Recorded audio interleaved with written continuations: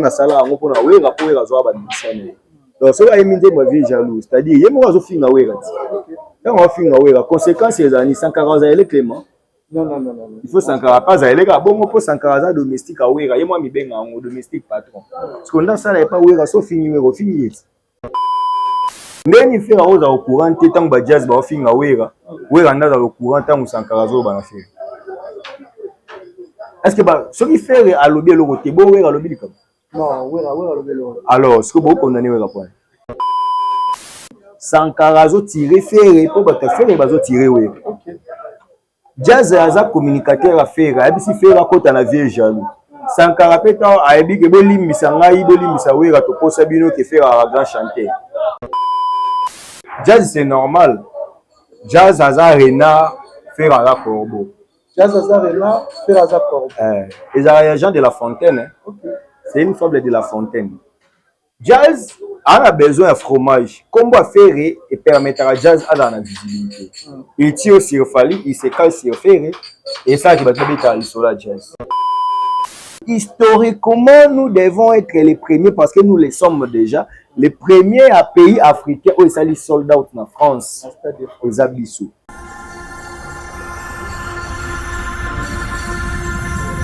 Voilà, bienvenue à vous, très chers fidèles téléspectateurs. Bonjour, bonsoir, ça dépend.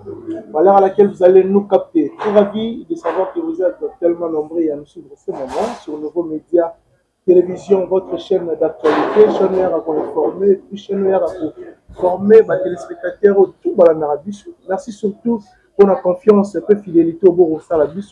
Ça a énormément bien. Je pense que même Sarabino, toutefois, vous aura toujours, on a pour la Sabino d'actualité.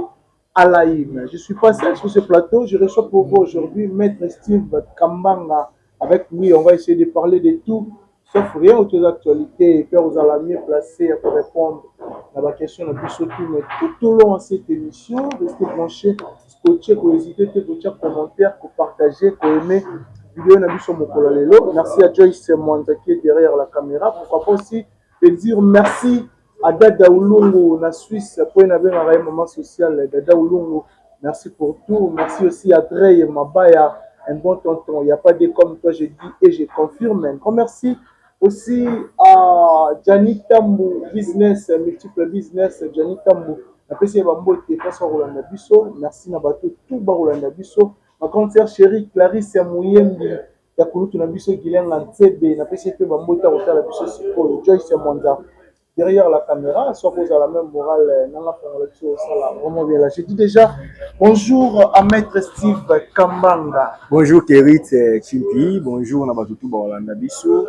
À partir il y a un nouveau média partout, merci une équipe Mobimba. Voilà, malgré le temps, mais nous sommes là pour te répondre à ma question. Sinon, santé, ça va? Non, Dieu fait grâce, ça va. Ah bon? Et surtout, équipe nationale ya Congo, en tant que Congolais, vous avez qualifié. Ça te fait comment? Non. Ça a été un souhait. Na salari na loba qui ont déjà dans l'émission avant. C'était vraiment le plus grand souhait de voir la République démocratique du Congo se retrouver dans le mondial. Nenge bana ba otumbola bali au moins te kuti pe na PlayStation vous ala payer na ba cahier pe ba dessiner pe ba joueur na biso, c'est-à-dire la RDC décroche une visibilité mondiale oyo azanga pendant plus de demi-siècle. La RDC aujourd'hui avec cette génération parce qu'il ne faut pas oublier que nous avons connu des générations dorées na ba équipe na biso au Penza et Komate aux 8 générations le rôle ya 98 ba meka mamale ba kimoto ba tekumu ba kidoda ba équipe wana ya ba dinzei ezalaka équipe moko makasi ba Paulin Tokala, c'était vraiment une bonne équipe ba Mayala tout ça. Malheureusement et Simbarate aux 8 générations dorées Mali 2002 ba Chabani Nonda ba Loa ba Jelson Mayele ba Esengo ba bango ba écoute ko ya lisusu après ba matumona ba yeto zi trio oyo RDC zoate mbala mbuta biscotte matumona zola room que j'ai sali toyo zo trésor pour tout bala bongo tozaka na bato ba kinkela mbangu tozaka bato ba cholola donc tozaka na ba joueur mais epesaka penzate une meilleure génération il y a 2015, 2014, 15, 16, 17, 18.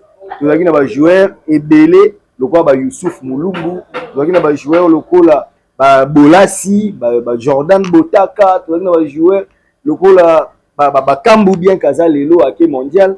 Moni cette génération Kebano, le roi Niskens Kebano. Donc nous avons des équipes qui méritées en fait. Mais la trahison interne, net mondial il y a 2018. Tu sens que ça c'était une trahison interne. Aux mondial 2022, tu vois que c'était une trahison interne. Et puis mondial 2022, il y a une trahison, une coaching. Parce que Hector Cooper a limité. Dieu a fait grâce qu'aujourd'hui, avec les présidents, bon, toi tu es président, tu es politisant. Moi je ne suis pas vraiment moi j'ai réfléchi. Non, moi j'ai réfléchi. Nazo le président pour Nanini parce que il a mis un accent dans il y a Léopard. Moni moral après ça bango abi bosala nyonso fait un effort bozo e baté grandeur peuple organiser. So au moins la moral wana nga na ozongo na angle wana na ozongo te ko président non. Le col à ligne qui est mondial, il s'est investi. Coach, le lot par rapport à Claude Leroy, même il y a Florent Ibenge. Natikala soutenir pendant Florent Ibenge. Il y a moi guerre biso bataba Imana, Yeve Clibien, moi ba guerre wana ezaka. En tout cas, je n'étais pas derrière Florent Ibenge. Il faut non le vrai. Mais je reconnais que Florent Ibenge a fait un très grand travail dans Léopard Nabiso. Mais au moment de la période de Florent Ibenge 18 millions sur 18 000, Banyongo Ebele, 6 mois impayés, Melelo Sébastien de Sabre, Oyoka Alisola Nyongo. Oyoka qui joueur ba prime té. Tout ça qui on a peine ba joueur ba sali vidéo, ba onyon so ba mobile, ba mulumbu, ba prime.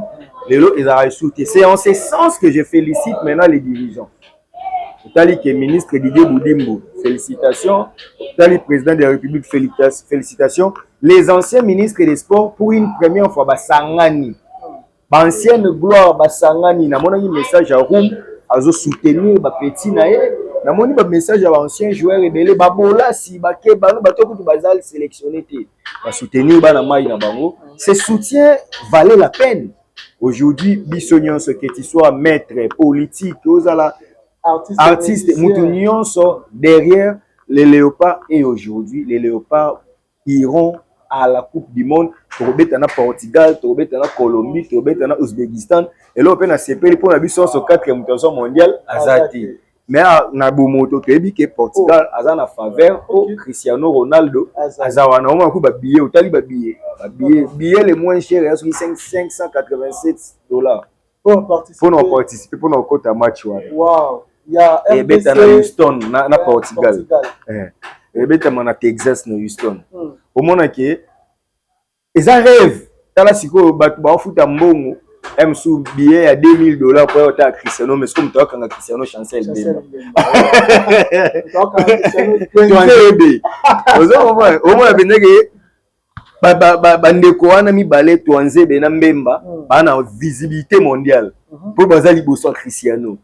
Vous comprenez? Ota Nino Mendes ota la siko ke nde toza boye petit na biso wana identité Mbuku il faut Sopanino Mendes. Vous comprenez? Vitinha vandi wana mais ko Vitinha fa kutana pe na no asadiki akutana na Ngalael Mukau. Vous avez une visibilité mondiale. Vous sentez que Vitinha Bakumisaka, Bruno Fernandez, en Koutana Moutousami. Donc, c'est vraiment un honneur pour nous, les Congolais, vrai, de comprendre que ça n'a pas une couleur politique. Que tu sois opposant, que tu sois de la mouvance, mais au moins si tu es Congolais, ça c'est l'équipe nationale. Twanzebe, Azamuta Estates, Amuta Babukavu, Tangwa Chebi. Mukongo sepelité. Non, Mukongo Luba na kati équipe wana chipenga mutaki ko changer match. C'est un Luba. OK. Cédric Bakambu mutachi babina ebele bakanyango ba OG. Cadre équipe nationale. Asa Mukongo so pe ngala na yoka. Mukongo on dirait. So ozui ba chancel memba mangulu. So ozui bana ono nyoso ndi ba obetila. Obike awawa basangisi Kongo mobimba. Awa ozala mutu ya Kabila, ozala mutu ya Katumbi, ozala mutu ya Tshisekedi, ozala mutu ya Bemba, ozala mutu ya nani, wana équipe nationale. Biso nyonso nous sommes très contents de voir la RDC participer au mondial. On a joué à Wawa. Tu oses la tête, donc ce qui, comme l'événement et ça na mai fali pour pas bêti na juin total léopard talasco au niveau donc 2026 c'est vraiment une année bénie pour le Congolais. Ah bon, voilà. Maintenant Steve, parlons un peu de la culture, notre culture congolaise. Je pense que l'artiste est fallu pour pouvoir prester les 2 et les 3 mai au Stade de France. L'événement d'ici. Événement d'ici. L'impression par rapport à départ na bango et puis na arrivé na bango. Namoni ba critique eza vraiment milité. Il y a des gens qui vont féliciter équipe il a fallu pour côté organisation. Bah, il y a un cortège na bango, arrivé na bango, habillement na bango et puis accueil au bayambeli fali na mikili en poto. L'impression par rapport. Ce que j'aime chez Fali, c'est-à-dire il y a une communication qui ne rate jamais. Il y a une organisation sérieuse qui reste silencieuse, mais elle dit quand elle reste silencieuse. Babete a tolo teke to sala ki boye mais lo lenge na bango ya ozala ndezo la kisaki bato bazo. Okomonaka bandeko mususu tango ba bandote ko voyager so bazwi occasion ba oluka pe bazala na bus mo bezo mema bango ensemble ba oluka pe balata teni mo boye ko sala ke bato ba remarquer parce que la communication que Fali na équipe ne ba utiliser. C'est-à-dire que balati ba costume, balati propre et très classe, ba musicien et ça li que tu es musicien un mot fagala ta pantakou, fala ta monini, c'est ça teni o na ba kenda bien mais ba pesi image mo boy que ce sont de monsieur ba ke musala. Très bien. Ba tout monde ba bimi, oh na pesi mbote na vieux taille, na moni ko tu na vidéo bo tchaki de azo tumbola vieux taille bimé ko la ta ya lati kaka po. Ozo mona. Donc ba ti ba ke musala Moutabini penza cheye ake ko beta Stade de France eza événement oyo ya rêve ya ba Congolais depuis ezala siko yi ake ko beta ngo papa il faut la propre il faut la na image ba ko tende motar liboso na bango nzele eza po bakuta na problème te ya vol au retard et salami avion kiti tout est organisé nion se salem bien bazaki na point de départ na bango na catalogue plus chez ma sœur Nana Bodouga que j'ai sali. Bazaki na catalogue, point de départ ezaki wana ba mati ba keti na aéroport, point de shit, ba kutani wana ba zui vol là-bas. Et na vol wana awa wana expliquer ba ndeko mo ba souffrir oh fallait même ba sikate non vous oubliez. Fallait avoir ba visa ya ba 5 ans pour na ba artiste na 4 ans, ba même qui ba 3 ans. Donc bandeko oyo ba like ba bakisi eza bandeko bazaki na ba visa te. Le Fali n'avait pas un problème de visa pour y souffrir. Comme on a dit, on a compté bango dans l'avion, mais on a compté bango pour Batunaye. Yo si ko le président a compté Batunaye. Au Fali azan esengo ya otala ke na arena amema combien? Amema sur 70 personnes. Plus je crois. Na lelo oyo amemi équipe à Liboso. Plus de 50 personnes déjà. Tant que c'était essentiellement les artistes. Bato ya ye ya bio. Et ça vous fait mal en quoi? Tala et là, tu verras que tout était organisé. Et ici, je parachève. Kouloutou Nangaï, El Zapate au fiston coloqué. Oui, France et Zana Maboko ya Fali. France et Zana Maboko ya Fali. N'est-ce pas que maintenant, là, ça parle que de Fali? Au moment où nous vivons l'époque de Fali, mais et les autres, bah, on a Kati. Chose grave, et puis l'artiste a voyagé, même vol, n'a pas artiste. Non, mais c'est ce qui prouve qu'il y a une communion. L'artiste se reconnaît, na Kati ya Batunaye, à Matina Bango. Il y a une chose grave. Et madame, son épouse, vous comprenez? À Mati, na moi, so yaye. Na ba biro na ye na ba musicien na ye ozo comprendre que muto alingi musala na ye comprendre donc muto alingi musala na ye azotambola na batu na ye bazokende bien po awada ba utaki maki ba se préparer pourquoi faut pas comme avant plus d'un mois d'avance eza po balie kola moni malgré ba kendaka poto non très tôt comment muto beta devant plus de 170 000 personnes. C'est un spectacle qu'on préparait. C'est déjà maquis, peut-être. Maquis na nenge ya kin. Et bon, on kuna pe. Et bien, qu'il y a des choses à hiver. Par contre, il printemps, je crois. Parce qu'on est à côté, il faut pas s'adapter au climat. Pas au climat tropical. Parce qu'on est à côté, il faut moins une semaine, moins une adaptation au climat. Il faut faire répétition dans la zone. Il faut le contrôler. Et puis, quand je parle de la spiritualité, on va comprendre la spiritualité, ils ont un cas prière, tout ça là. La possession de la chose, et ça, il faut le contrôler. Beaucoup ont raté les mêmes jours, on a même dans le football. Pourquoi tu es là bas terrain? Parce que tu mets ton balle dans le col. Tu vas là bas terrain. Terrain à biso. Tu vas là wana, tu pro na butu, tu vas koya basa abino mabe na Paris. Mais boza on a un mois vous contrôler Paris, tu vas ça abino loko azati. Vous comprenez? Il y a des gens qui ont mis ici à mité à mabe pour na bango ba oluka fala ça attaque crampe les jours wana tout ça. Non, mais il faut bazawana parce que ne bazawana et pesameli bango. Bébé si comme makolo na bango et kenyati et pesameli bango. Donc fali et c'est poulain de bazana France, France et pesameli bango. Donc moutinyon son luka asa mabe et kosimbate parce que fali prend la possession de la France pendant plus de mois avant concert na ebeta.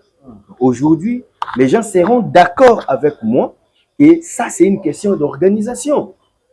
Commis, prise en charge les assurés, les musiciens, les artistes, tout le monde sont là et baza qu'on se préparer parce que les deux les a les deux a concert les trois ils a concert donc ceux qui ont raté les deux au monde les trois les deux au coca les différents on raté les trois au quand les deux okukufa na tension omona po nini yasalaki nkona biso te ya mwana bato botikali quelque billet wana etikali bosilisa yango historiquement nous devons être les premiers parce que nous les sommes déjà les premiers à pays africains où ils sold out na France aux abisso ba congolais bande kona biso ba Nigeria ba yaki liboso na biso mais basalaki sold out avec notre frère Burna Boy mais avec Fally c'est les tout premiers africains résident en Afrique, ça les sold out et à Bakissi deuxième date et deuxième date ils ont qui na sold out.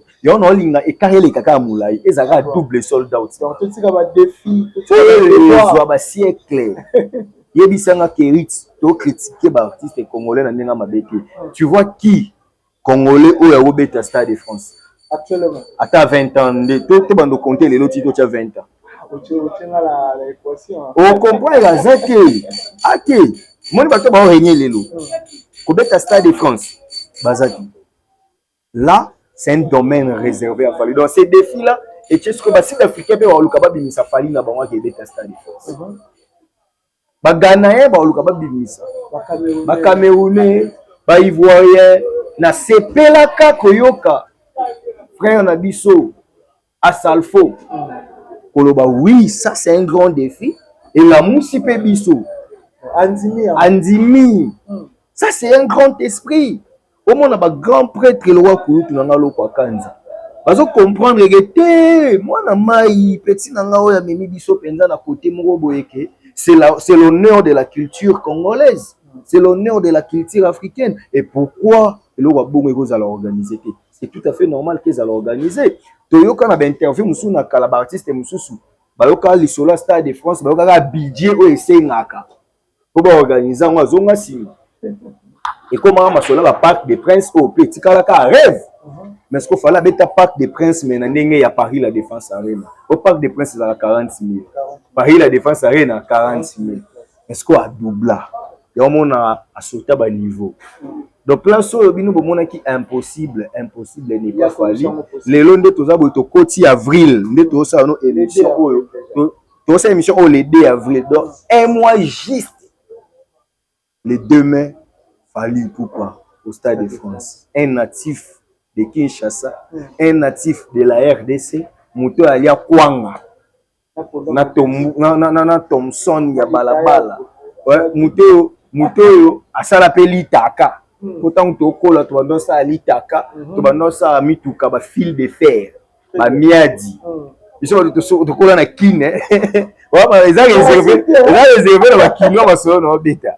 Biso to beta ba bill, ba terrain biso ba to sala to beta ba bouscule biso ba to sala ba ngange biso ba to sokola na ba SGA biso ba to sokola na ba glissade échangeur biso ba to beta ba shit na ba 32 shit biso ba to kola na king parce que moko na biso oya yebi pe makambo ngo ndenge fonctionne à vivre yango moko na biso oya yebi barami oya yebi casse siko haza na niveau Stade de France vous comprendre na ninga na mema batu na place wana po bososola ke c'est pas sorcier okola la po la muki basketteur congolais osali succès ko le grand LeBron James très bien otomona yango lelo tozana ba mutombodi kembe pe ya sonam akangaka pe monde tomona ngo to bimisa bien kende kona biso Brazzaville comment il s'appelle Serge Ibaka et pas na biso tona ba Didier Mbenga kufa ya réalisateur omona ke soki to koma ko bimisa bongo aujourd'hui toza pe une équipe ezobeta coupe du monde na musique nous avons un Fally qui joue la Coupe du Monde, la finale de la Coupe du Monde, il y a culture africaine, où il y a Beyoncé, Fally. Beyoncé a 3 dates, Fally a 2 dates. Ayana Kamura a 3 dates, Fally a 2 dates. Nino a 2 dates, Fally a 2 dates. Bande Musuba, Jules a 97 personnes, 97 000 personnes. Fally a plus de 93 000 personnes la première date. Wow, sold out. Donc, ce qu'on ose comprendre que Moutouana sur les amouteux a kumba serso. A sala litaka. Donc, Moutouana peut dire que les langues a kena beaucoup de temps en internat. C'est-à-dire en internat, elle m'a pas bimi s'appelle Likala Konki. OK. Na Zamba elle m'a boué to kota na Baba Congo, OK penza boué oh to moni pe likelele bimi. Ba la kiso pende basala likelele olié. Pour Moutabomo, azobeta finale, il y a musique, na stade mythique, Stade de France. Le Stade de France, c'est pas donné à tout le monde. Le Stade de France, on est Yamba, Céline Dion. Au monde a pas de place, fallait ça. Abeta masolo mo boya Fally, Céline Dion, Kassav, les gens masolo ya Nino, les gens masolo ya Beyoncé, il y a superstar. Donc le niveau est trop fort que nous devons que soutenir cette production. Nous ne pouvons que soutenir cet événement du siècle. N'en déplaise aux détracteurs, faites un effort d'arriver même à 25% de ces réalisations. Sinon, vous êtes des trop lamentaires. Donc, Bino Botikali est éternel opposant. Bino Boza ba mécontent dans la récite Yandeko. En ce temps, vous souffrez parce que vous déplacez vos intelligences pour faire plaire à ce que vous soutiennent dans l'esprit que nous sommes la boyer pour l'accès à l'autre côté. Oh, bien tu veux l'accès à l'autre côté, il y a vivre vie réelle, mais bien vivre vie, il y a l'autre illusoire. Donc, Dieu est bon.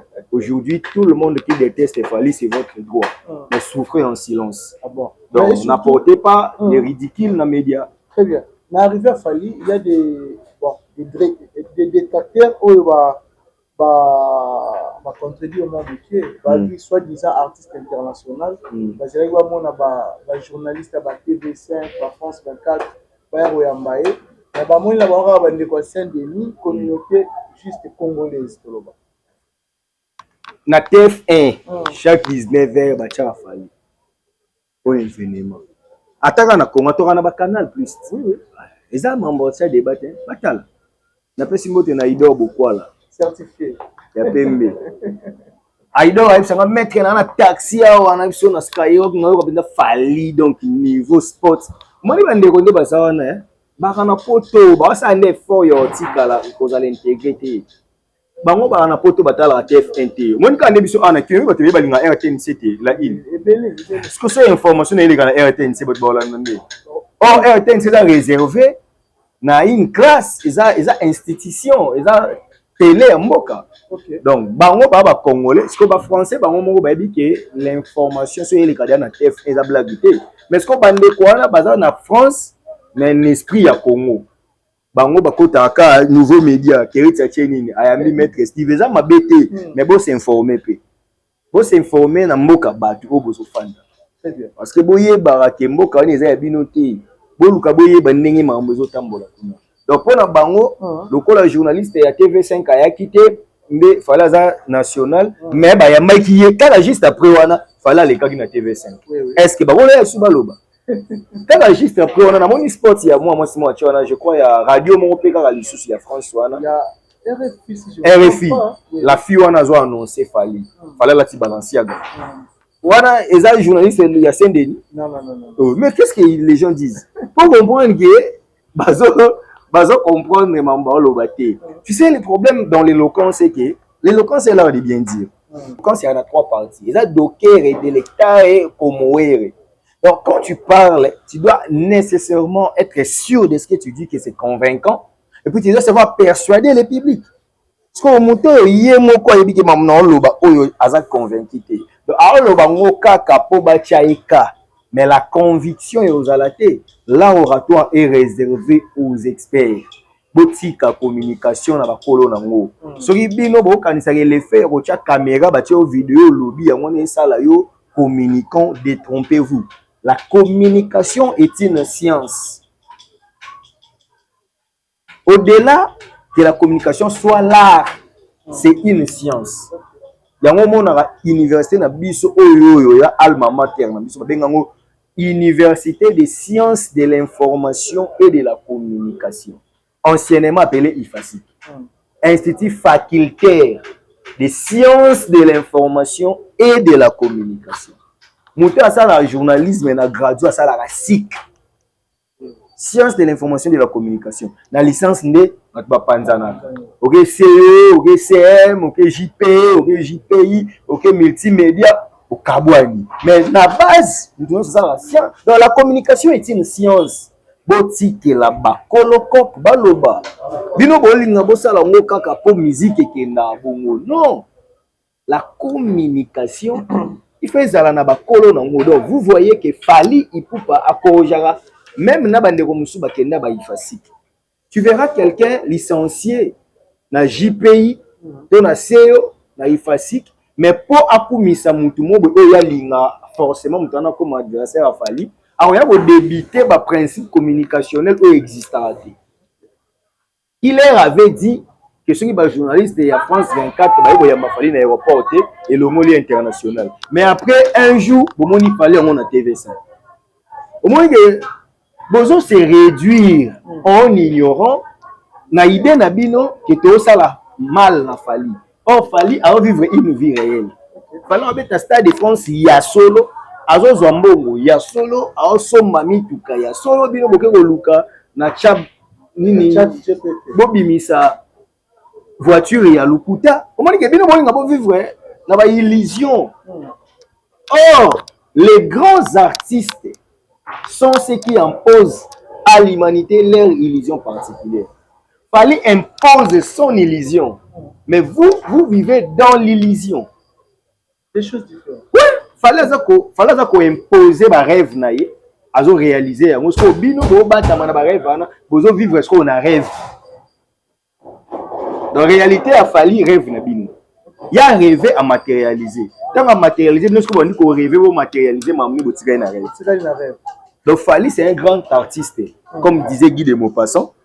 Qu'il impose même à ses collègues artistes son illusion particulière. Et aujourd'hui, s'il faut dire que Fally est congolais, l'honneur revient à la République démocratique du Congo.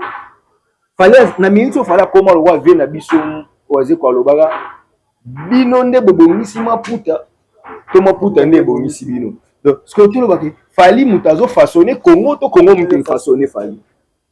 On est presque commis. On est presque commis. Fally à lui seul fait la visibilité de la République démocratique du Congo pour les millions autant sous l'été binisa pour la visibilité. Yebisanga na accord tel la reine attend ba beta ki wana concert la solidarité. Drapeau 4.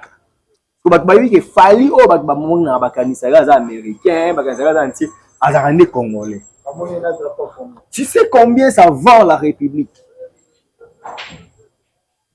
Tu sais combien Fali Kaka, tant aleka beta maso babi kaka congolais. Ah Congo de Fali. Congo de Fali pourquoi? Donc lelo Fali a comment moni ndenge référent Fali ndalongoli mamba ali na Foreman. Pour liboso na international ya kisoko obi na uti Congo, ba Congo place bitumbali na Foreman e bunda mara. Lorsque comment Congo ya Fali pourquoi? Référence. Pour référence, il y a dit que combat Alina Foreman, combat du siècle. C'est pourquoi j'avais dit tant que pendant ça la campagne à Cap vers Stade de France, et ça qui bat tout boy. Chaque siècle les a un événement. Événement il y a 20e siècle na Congo, et ça qui combat Alina Foreman en 1974. Et même ma capé période kaka ya wana na 74 na ndep RDC Kenara mondial. Na ebisaka bat sans savoir que la RDC serait qualifiée, même si il y a événement à 21e siècle les Stade de France. Et ça coupe l'année. Mondial. Est-ce que beaucoup de gens ont un peu voté? Dans le bagage, nous avons une vidéo dans le bagage. On a dit 20e siècle, événement. Les Alaka, combat Alina Foreman, RDC na mondial, Zaïre. Mais si on a 21e siècle, nous avons 2026. Événement du siècle, et ça, des concerts, il a fallu dans le Stade de France. Il y a eu ça couplé le sous dans RDC, dans la Coupe du Monde. Tout le monde comprend que l'année 2026, tant nous sous dans le monde de la musique, et aux arabes sauté. C'est année historique. Historique. 2026. Kérit on obéit la peine ba na temps ba okola. Au monde na 2026, tant wana fallait abetara Stade de France. Fallait c'est un artiste congolais. Oh, bino tom subo yo mona ya Koli a ça succès na Koli mais série wana avant ses 50 ans, Fali nous a fait rêver et a commis ça biso to mona ke mamousse ça normal. Yebisa nasko un Congolais vanda boata la Céline Dion a beta. Si tu crois na ça de France na Garo. Parce qu'au place wana Fali pas télé. Ah non. La tête d'affiche, parce que les gens n'oublient pas, voilà beta d'un Stade de France, mais comme invité. A beta dans la nuit africaine en 2011. Comme invité. Bon, a beta dans la nuit africaine, à Mbaba 1 minute, à Mbaba Nino. Mais Azala invité, à autant à invité à Nino, à autant à invité à Moutumo Kalaté à Stade de France. À autant à répondre à l'invitation. Aujourd'hui, c'est lui qui est à la tête d'affiche. Tout le monde viendra voir Fali Ipupa en showman, en artiste et musicien. Et nous, qui comprennent le Congo, nous devons être fiers. De Fali.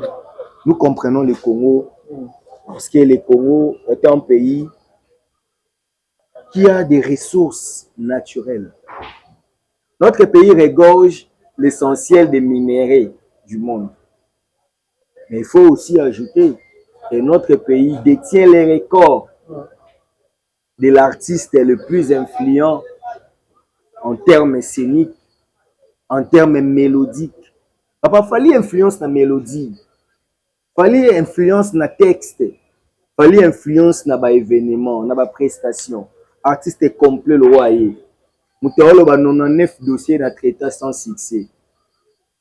5e dossier de pressing à stabilité. Au moment où je suis venu à mélodie, à monotonie, souffrance aussi là quand. J'en ai marre.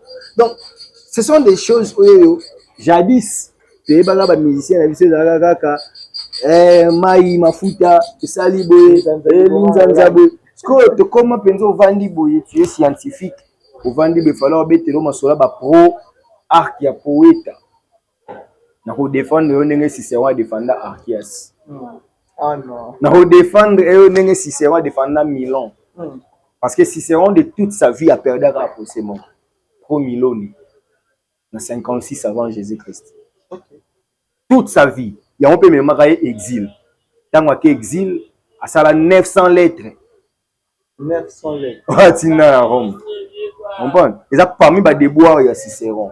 Toute sa vie, déboire, on est dans la perte sa procédé à Pro Milan. Na liwa ya mwana etulia na Marcus nenga komara mutulikolo. Ba choc à vie à Cicéron ya mwana. Cicéron ba procès nyonso a gagné. Banda Coroscus Amerinus tina les Philippiques. Parce qu'il fallait à côté ici mon tabongo na bolingo. Marcus. Pour moi, comment on a y a coco là, on a bien un Cicéron.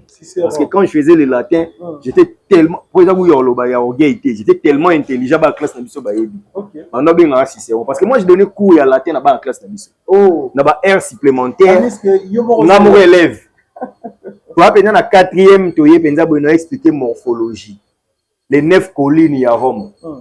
Palantin, Quirinal, Vinimal, Capitole. On a expliqué. N'expliquant les 9 rois dans le royaume. Romulus, Numa, Pompilius, Tullus, Hostilius. On a expliqué. On a expliqué la République. Époque de Pompée et César. Époque de Marius et Sylla. Époque Antoine et Lépide.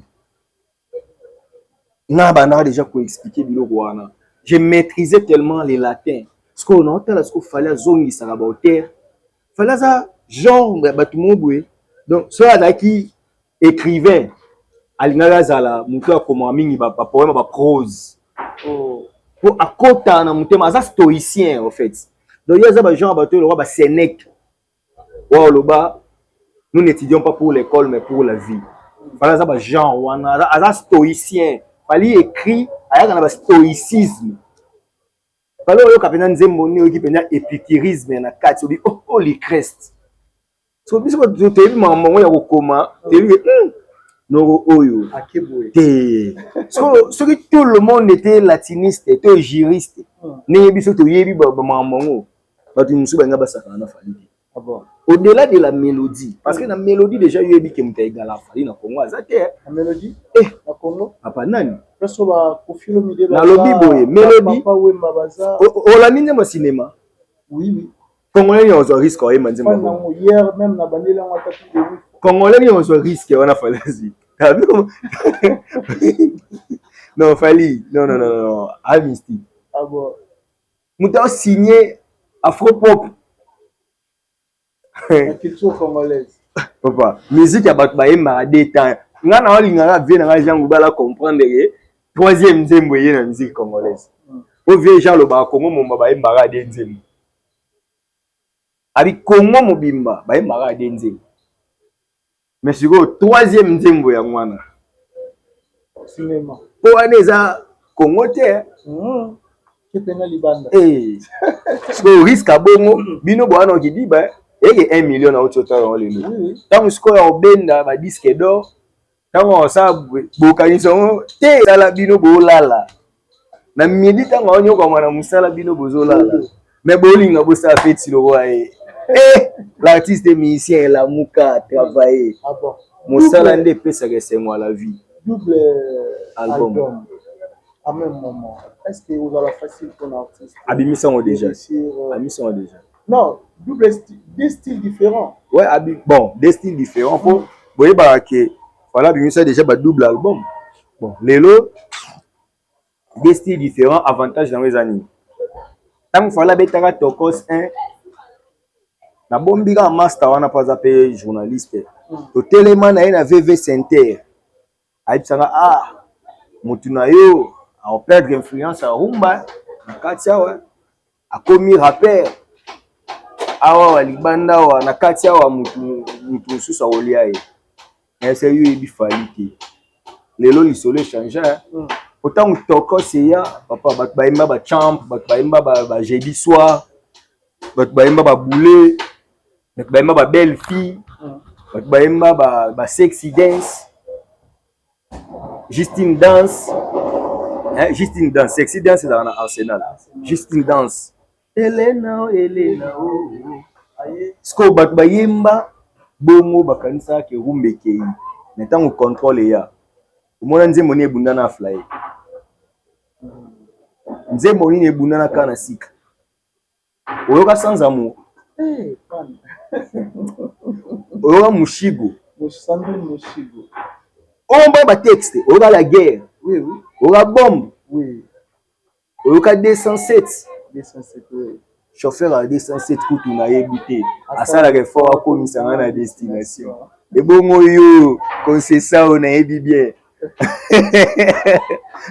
attends Raymond Gabo commis on a qui on comprendre donc déjà akendaka na relaxa bino ke naza capable de kobeta oyo na kobeta oyo. Fali akobeta musique urbaine, bato ba s'adapter, akobeta musique congolaise, bato ba s'adapter. Moko obima le 17 avril, monsieur obima le 10 juin. Oui, pourquoi le 10 juin? Pourquoi? Album droit chemin bima le 10 juin. Oh. Donc, année où ils ont une festivité à 20 ans de carrière. Bakei poto, événement. Les 17 albums Ebimi, événement. Les 2 concerts Ebeti, événement. Les 3 concerts Ebeti, événement. Les 10 juin, concert et album Ebimi, événement. 20 ans de carrière. Mais le 25 octobre, c'est le jour anniversaire, on a fallu abonner si date. Oh, le 25 octobre. 2026. On a fait l'Européen. Mais on a pas si nous en fuite. Et le 25 octobre, et aux danger. Ah bon. Là.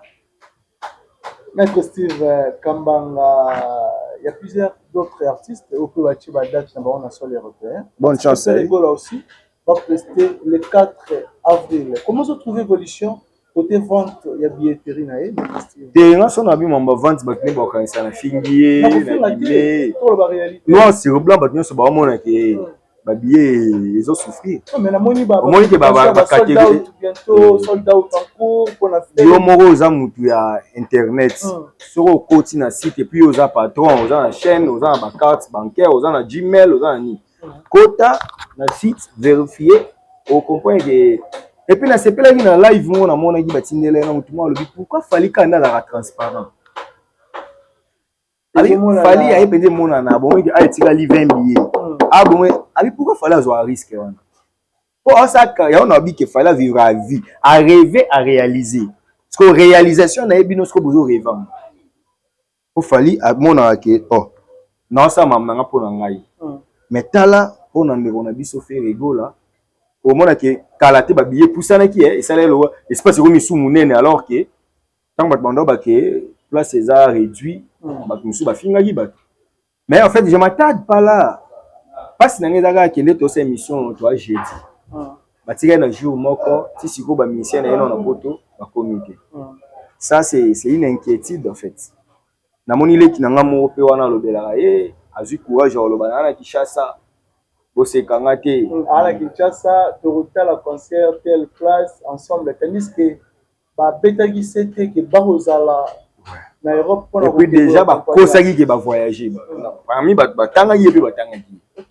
Donc, lelo, na sepeli, nelo, mongo, Master Mongo, wana finga fali, on a fait, bah, tout ni, celui, bah, ministère fait, bah, na poto, combien, ayebiti. Mais au moins, il y a nombre, bah, ministère fali, bah, bon, alors, bah, azo compter bango na avion mais ya bango moko aebité. Donc ça c'est pas encourageant en fait, mais souci là que abeta kaka même balasima faire comprendre que babola bakosa ye o bango ne ba ebisa ke cha date to ya est-ce que tango cha date ba yeki balasima azonga ne basala ne ya ba 8000 basala ne ya ba 7000 basa marketing ebele e bandole kanango papa kerit ko kanisa tene oza na âge no boye oza forcément obligé au copier ka mutu mo boye o ebi sacrifice ya sala te biso mususo to se retrouver penza que au défier mokili yo moko obi ngai fona sala diplôme des études approfondies na droit et pas bino non même si muta sala ngoto et pas bino to musu batangi belé ba licencié. Bon, autant il prend licence aussi sur bandi G1 mususu. Parce que yo so limité mususu comme place au ngaza, m sous sacrifice nga sala yo ko kamote. Na zora mbongo ya cop ebele na futa ngoto mususu frère académique. Na futa ba frère annexe. Autant mususu mususu zo dépenser na ba to ko kanate. Do ba mususu ba sala ba sacrifice pour mona réussite na bango. Yebi combien de fois fali nga zo ba occasion ebele avant na fali. Mutu boko vana ne boyo bat ba omela abimisa mbongo pona bat na yimo kamela mai o parce qu'on y faut la discipline wana discipline yo quand si fala ko yo kapete que un jour na yo kapete na chamo alcool na mutu pe beba pourquoi il ne le fait pas il veut se contrôler ti fala za la boyo so ka fali na scandale mo ya basi to yani ata ba meka ko créer ya lukuta to mona finalité na ngo yaki na ngo base ko yebisanga te basi fali basi balanda e combien po ba ubona ba succès te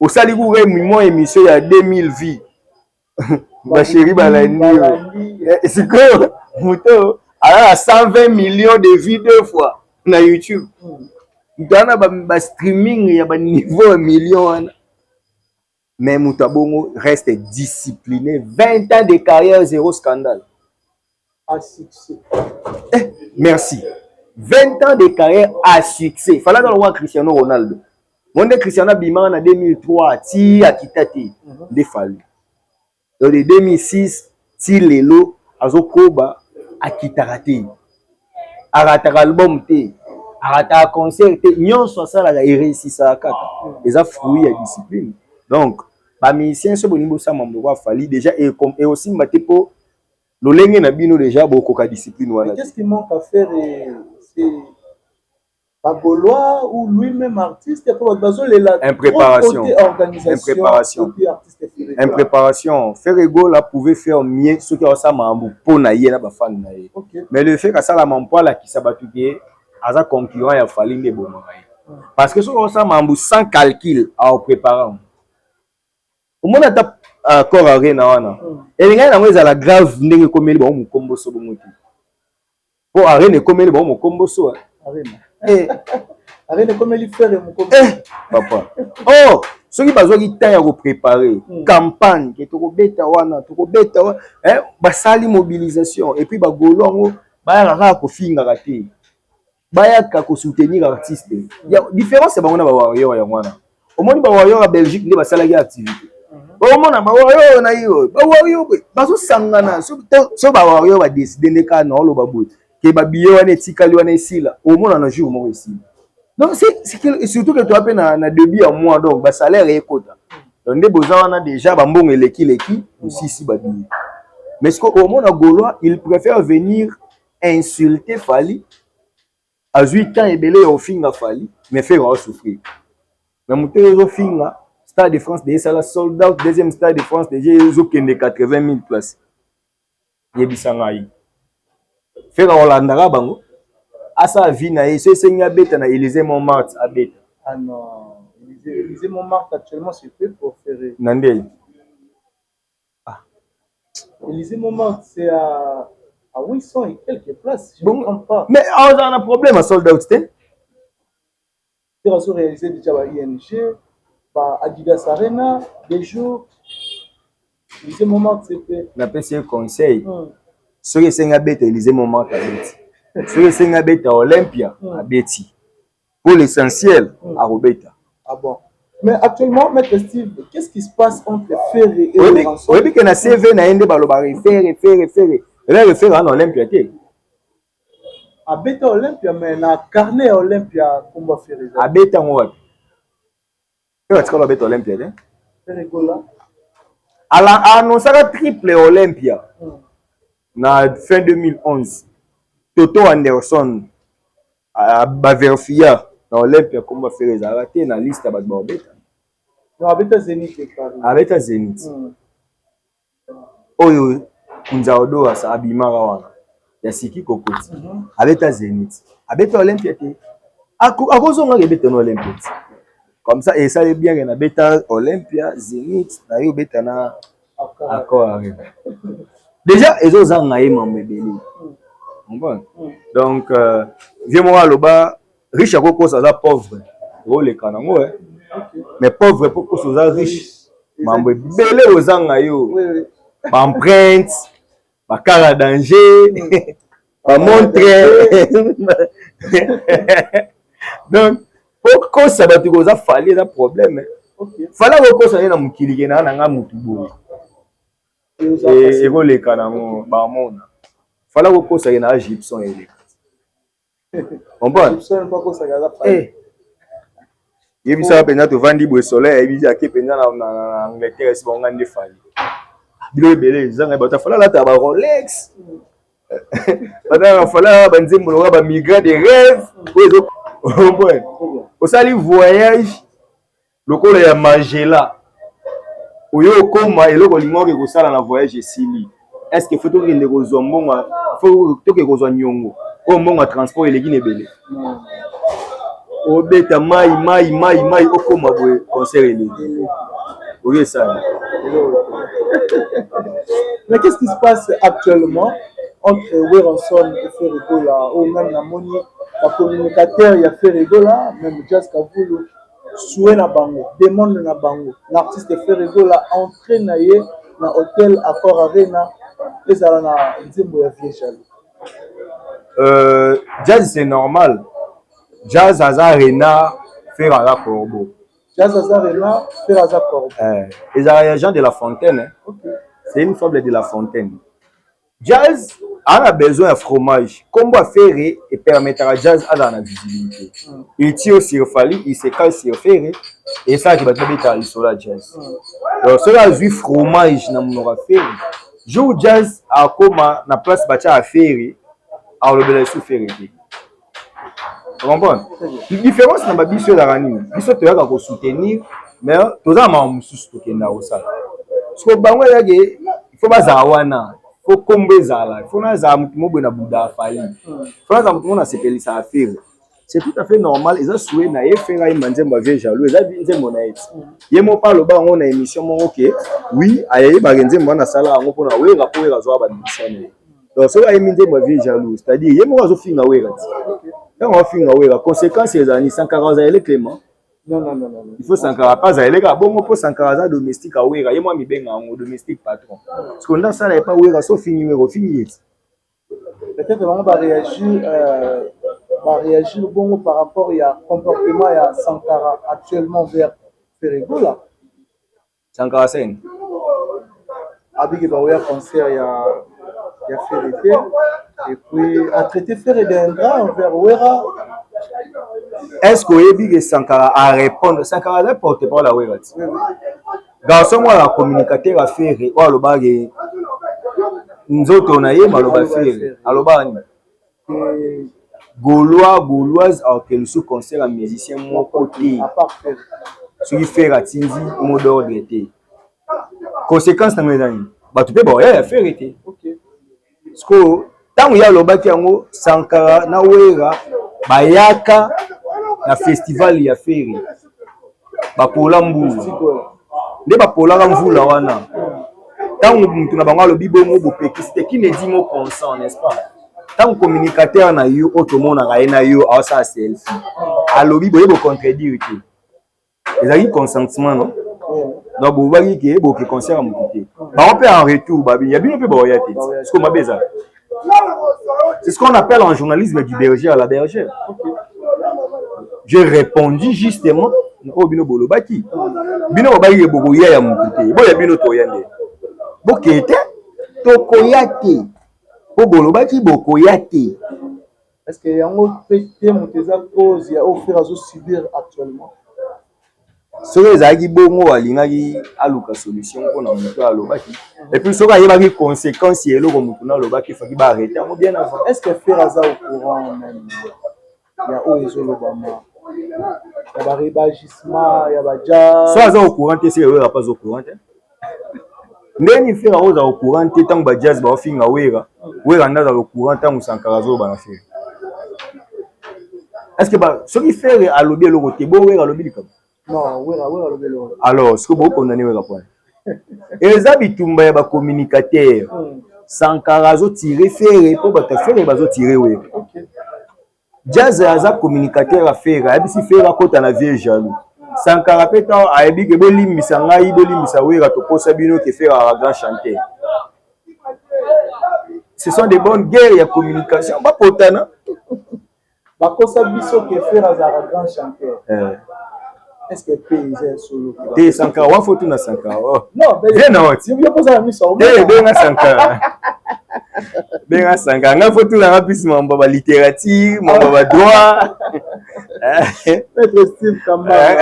Mamba ba ki grand chanteur wana. To ndima ba oju ba saba nzimbo ba ba cinéma. To comprends. Olane vient na lokwa kanza. Oui, lokwa kanza. Monde a expliqué. Oui. Habiter top 5T. Ah, fallait top 5T. Top 5T. Voici go. Master wana organise score oloba top 10 avec top 3. Top 3. Oh, de wana musu bana na vite non tanga te. Yo bagaki Fally ana top 3. Donc na Congo ça na ba ko comparer Fally, ba ko za mi bale. Na mambo c'est un vieux quoi quand ça. Na mambo za ba grand chanteur. Donc Fally ko bundaka na deux personnes na mambo qui grand chanteur. Pelo kwa kanza ache na place wana. Mais Pabo ya Fally c'est un faux chanteur. Quand vient quoi répondre. A des actes pour na travailler na. Mais na oloba étant qu'artiste. Papa ko boya Fally les gens n'ont pas de boya. Et celui qui va te béler bon dimanche boya souté. Si votre pays c'est bon. Non. Alors. Voilà, Maître Steve, artiste pour faire le média. On a une Roi Baudouin. Jusqu'à présent, vous avez ma position qui est peut-être aujourd'hui temps à rechecker. Il y a aussi l'investigation sur l'évolution et la vente. Il y a billetterie. Billetterie, il faut moi déjà. Pour l'instant, Roi Baudouin, il y a fait le média. Oui. Ok. Il y a un tour. Ça évolue? Tu as une question, il y a un tour. Ça évolue quand même. Mes sincères condoléances dans la famille à Malem Béchamp, El Chanto. Un grand artiste, il y a Victor, il y a Eleison, Bandana est mené à Barana Viva, il y a Victor, il y a moi, mon balou a commis ça, Chantal, El Chanto. Vient à Bisso Malem Béchamp, paix à son âme. Bisso Bato, Toyebi, Mambandoule, Torole, la pote big, grand chanteur à Koufi. Et puis, Bana Tchang, beaucoup fait belé, vient à Ngaï. Vient en aller Marie Tumba Mwabi. Musicien mon père Victor ya utako kufa ya quelques années. Ba musicien bela changu ba kufi. Ya kala. En tout cas bana changu bolela El Chanto, Foza wana to wana. Malem Béchamp, grand chanteur. Bientôt. Bat basombaga ba billet ya hippodrome bazake beleti. Bo ba kiwa na Roi Baudouin. Bakofi fil bakufaki après hippodrome to babotolaki bango nyonso ba carte bancaire. Bazali avec le temps je pense que 15 ans non. Donc réponse ya mwana. Cicéron disait dans Proa qui a poeta au tempora au mores. Autre temps, autre mers. Au moni les gens doivent savoir une chose, que rien ne demeure éternel. Bon. Prêtre oya changera te daka nzambe batu misusu bazwa vie na persévérance ndenge Fally ayebisa biso ayeba nzemba bolingo ma rappelé biso de Thomas Edison asala 700 essais infructueux sans succès car après ça l'ampoule mais lelo kérit utilisateur ya ampoule apelisaka ndenge alingi abomi mais Thomas Edison asala 700 essais infructueux. Batu misusu basala mabongo po abima mbamo. Ezala batu misusu roi ba Cicéron nga na linga mingi na littérature latine. Abanda ko défendre na âge à 26 ans bandi ko koma mais akufa pona koma les Philippiques contre Marc Antoine. Tant basali second triumvirat, il a fallu ba boma Cicéron. Le 12 décembre 43 bakati ekingo. Mais ezala mutu misusu roi Virgile a souffra et délété. Aïe a comme période il y a Auguste as empereur a comme période mécène ado occupé na culture abimamba mo auteur oyo a bénéficié na âge d'or ba Fally ko ba bato ke ba kendaka na travail ya souffrance pour baza o baza les famille donc tant olingo bundisa étoile bongo élie de Dieu eza facilité justement les soins daka ke oyo salaka kala ezaka malamu supporter de ton vivant au moins on appelle batba sala mieux que yo parce que muto sala mieux que yo lobby peut comme ça après siècle muto ko sala mieux que yo vous comprenez muto sala TV lumière à ça TV en couleur té puis bah ça peut TV na santé comprendre muto liboso tia image na TV Disney akoka ko reproduire muto té bima lo ba dessin animé vous comprenez mais les loyo l'autre roman a smart télé mais inventeur ya téléphone ingénieur Bell Alexander Graham a mona smartphone té est-ce que Clément Ader a ma table business class non Etienne Montgolfier mata business class. Bato basala avion, babana na ballon à air, basali boye, il y a 300 mètres kaka et Mathieu Kiti, mais le lot avion kati saraba océan et kati saraba mer et yebi ba zone de turbulence. Donc, au ça mambuno bien na tangu na yo, mais si poter mutoya simano le kayo. Na banda ni sabatu mun ba mama robeta na ba stade de Marty Road. Bato mutabanda mutobeta stade de Marty mutali boso ebi komone. King Kester mené ya. Bato ba oma oloba ke stade ne zara plein te zara plein parce que na philosophie à stade avec comme mama ba concert baba ke bato ba vanda na ba grader eko. Ba eba te bato ba comme à peine assez na pelouse. Bato ba na mupepa pelouse ya jibe na we. On bon. Tant que JB na we comme mamba pelouse, il a fallu comme ma vie et puis na stade de Marty. Donc toya sima azo mona ba erreur ya passé, azo travailler aya na oya ye na touche asika. Le stade de Marty au moment beta na vie et puis protège gazon comment ba comment on na concert. Sur tali concert à JB au ba Marty ali musa pelouse. Protège gazon zalaga. Au sérieux on appelle synthétique ezalate. Nali ngara na faire batu pour voir bata Kofi. Le vieux souffre pour rien.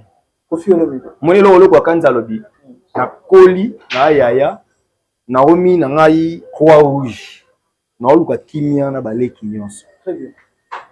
Ya on a ebisaka batu. Différence ya bato ba défendre Fali, bato ba défendre Ferré. Bato ba défendre Fali, basuka na défendre Fali, ba na posa au descendre Ferré. Mais bateau va défendre l'affaire et pense que c'est ça la différence. Moi, je défends Fali. Tu ne me verras jamais sur ce plateau dans film l'affaire. Je ne le ferai pas. Parce que je reconnais en faire un artiste congolais. Et je n'ai pas besoin qu'il y ait Aïe Kaka. Mais je sais que Fali fait mieux que tout le monde. Absolument. Et je l'ai dit. Même si tu as une histoire en Mobimba, tu as mieux que Fali dans la musique congolaise. Non, mais le seul qui a des disques d'or, non. Donc, dis-moi, il y a un élément contradictoire. Qui est ce Congolais qui a un disque d'or certifié? Certifié, non? Qui est ce Congolais qui a déjà joué devant 40 000 places en Europe, en dehors de l'Afrique? Qui est ce Congolais qui a sold out au Stade de France? Qui est ce Congolais? Non, d'accord, nous allons enchaîner. Qui est ce Congolais plus de 10 stades en Afrique? Fali en a plus de 15. 10 stades. 10 stades. Ah bon? Qui est ce Congolais? Fala beta tina ba stade na ba Bukavu. To musu bat ba eba ati. Foto lo belanga ya balibanda. Abeta ba stade ba Kenya na ba Lubumbashi. Fali ono mona. Ah. Papa, to tika ba je mutatoni se masamba débat. Yo na to zara na Brazil. Oui oui. To kotaka facilement. Non non, très très difficile là. Ils ont mususu tete olo bango ka poto na TV parce qu'on aime Fali. Les gars fait mieux que tous les Congolais. Histoire de musique congolaise, Moutasala mieux que Fali Azali. En en déplaise dans Batu Missous. Bossala na bino pe bien, mais il y a ça mieux que les autres. C'est ça la différence. Les avants de tout le degré de l'adjectif. Vous avez un comparatif, non superlatif, non? Bino boko za na comparatif, doctus, docteur, osukiwana. Mais il y a un doctissimus. Ah, la superlatif, papa. Exactement, on veut diminuer les autres. On appelle ce cas moi Blo à Mickey. Qui est ce Congolais à tes album et lui disque d'or? Qui est ce Congolais bas streamer et le Wafali? Le seul Congolais à l'ongoli record il y a un Congolais dans YouTube. Le seul Congolais. Ouais, l'ongoli record il y a Congolais dans YouTube. Fallait des chansons, il y a plus de 120 millions de vues dans YouTube. Et l'autre, na Médé, na chaîne na yé. Si vous êtes au Babongo, est-ce que ça peut te rouler un peu diminuer?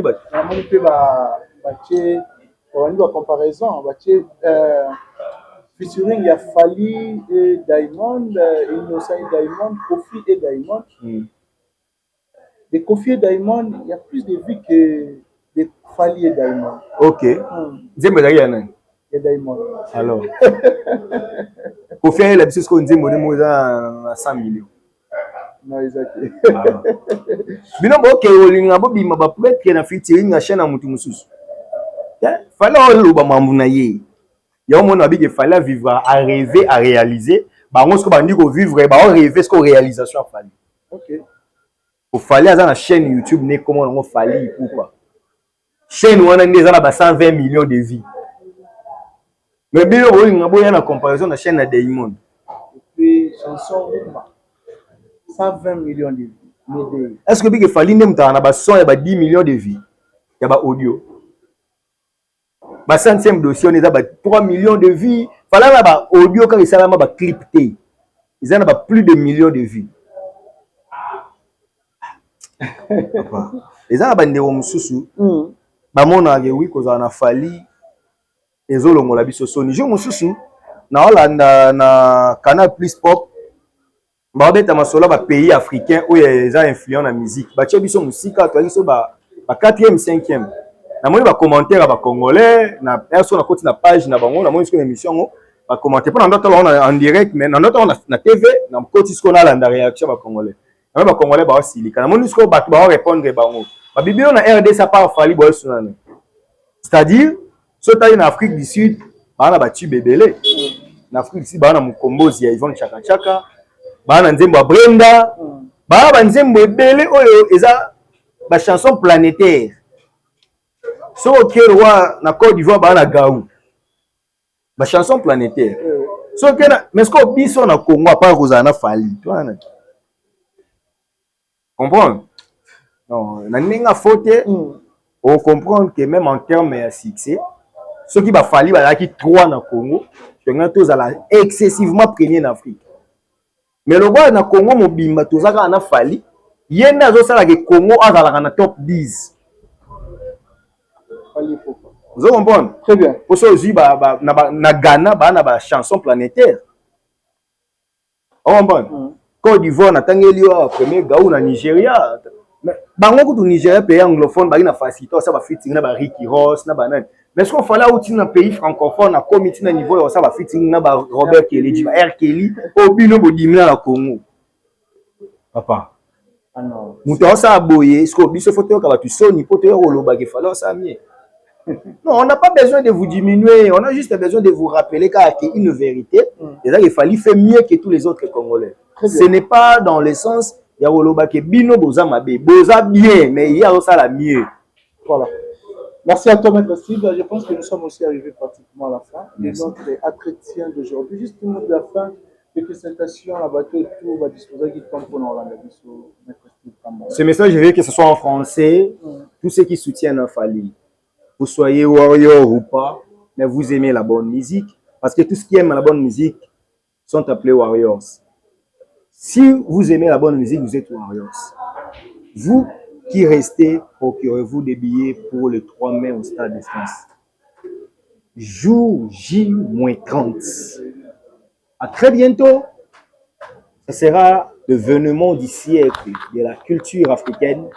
Un artiste né et grandi en Afrique, qui vit en Afrique, qui s'appelle Fally Ipupa, qui pour la première fois, un Africain jouera au Stade de France à sold out et au double concert. Du D au 3. Les D, c'est un autre concert. Les 3, c'est un autre concert. Les D, c'est déjà guichet fermé.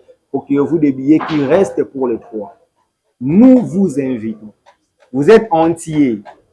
Vous êtes francophone. Vous êtes anglophone. Vous tombez sur cette vidéo qui est en français. Procurez-vous des billets. Participez à la fête africaine de la musique. Ça, c'est la fête de la musique africaine. Pour la première fois, un artiste africain vous appelle renombré à des dates au Stade de France. Ça, c'était mon message. En tout cas, les Warriors, préparez-vous, soyez prêts, parce qu'avec Fally Ipupa, c'est un événement qui restera dans les annales de la culture africaine. Les big salutations au roi d'Angleterre, Gauthier Bélé, Concessao do Nascimento, je te salue. Mon ami et frère, monsieur l'administrateur Francis Bandoubola, je te salue. Je salue tout le monde en tout cas qui ne cesse de nous soutenir. Mon vieux Sia Molex, Aigle Noir, depuis Paris, je te salue. En tout cas, vous êtes tellement nombreux, la liste est longue. Mais je m'arrête par ici. Merci à toi, Kérit. Merci à toi de nous avoir invités. Kambanga. Un grand merci aussi à Cisco Kitenge, les millionnaires zambiens, Cisco Kitenge, Michael Jackson et à tous les hommes d'affaires. Salutations à toi. Papa, je veux dire merci à Dada Ulungu, na Suisse, après on a bien travaillé maman sociale. Merci surtout à Jason et Makasila, mon frère et ami. Merci. À bateau tout va disposer qui comprend dans la Bisso. Merci l'équipe Mobimba, nouveau média, télévision. Quant à moi, je pense que tout le monde a mis bongo au prochain numéro. Bye bye.